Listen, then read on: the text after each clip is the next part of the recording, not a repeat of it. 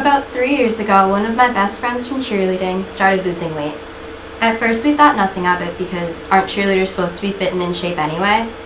But Sarah started to lose too much weight too quickly, and it started to become a problem. We saw her basically deteriorating right in front of our eyes.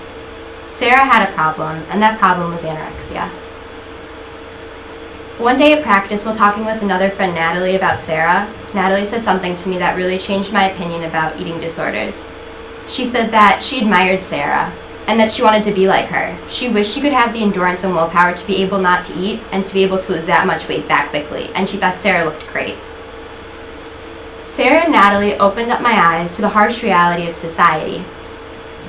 They showed me that today, people looking in the mirror don't like the reflection staring back at them.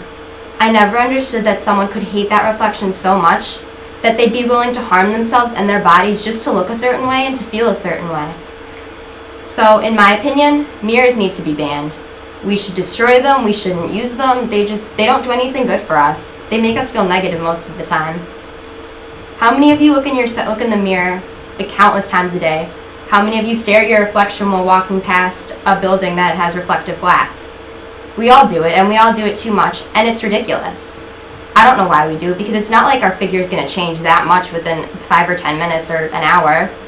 But we keep looking because we're afraid that what we look like isn't going to be what society wants us to look like. Women today have an extreme case of mirror obsession. The images that are produced in the media and by models make women feel insecure about themselves, and they often see a distorted image in the mirror staring back at them, and they don't like it. Women can control their hair and their makeup, if they're tan or not, but they can't control what type of body they have, and they struggle with this a lot.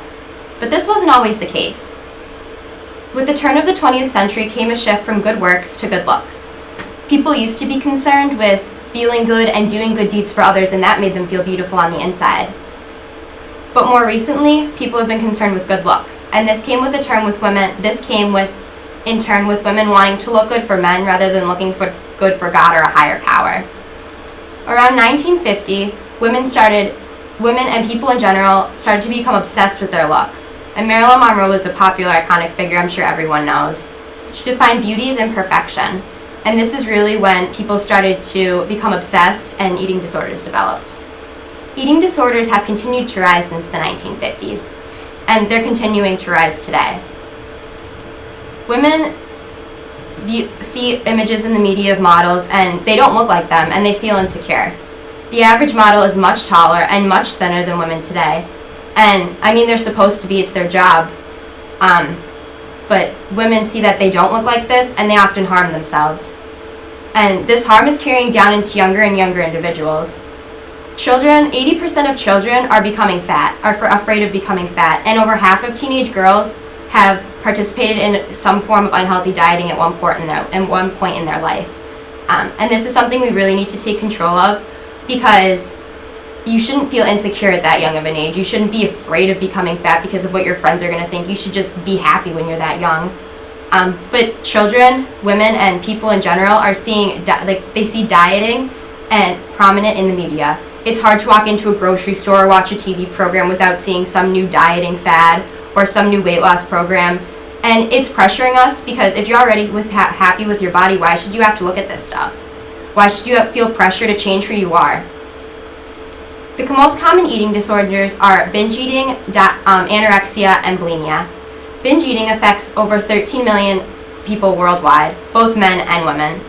Over 10 million women alone suffer from anorexia and bulimia, and 1% of men suffer from anorexia and bulimia. This is really taking over society. In general, women need to realize that they can take control of their lives again, and they don't have to do that by not eating or by eating too much. They need to realize that they need to fall in love with the person staring back at them in the mirror. Women need to realize that it's what's on the inside that counts, not what's on the outside. And once they realize that, they could start to become friends with the person staring back at them in the mirror. It might be hard, but once you do make friends with that person, your life will be so much better. Thank you.